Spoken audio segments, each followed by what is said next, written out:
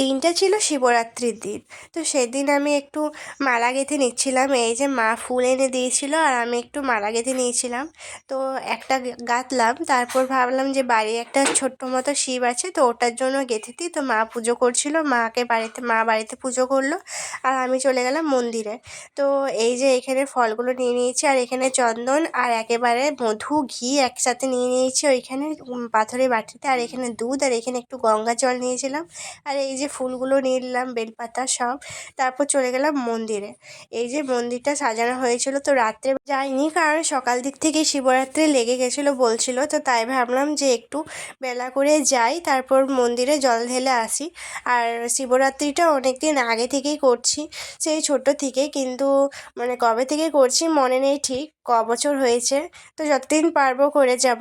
তারপরে এই যে একটু পুজো হয়ে গেছে, তারপরে এই যে বাইরেটা দেখিয়ে দিলাম আর এখানে দেওয়া হচ্ছিলো প্রসাদ। তারপর চলে গেলাম বাড়ি। টাটা, আবার দেখা হবে অন্য ব্লগে।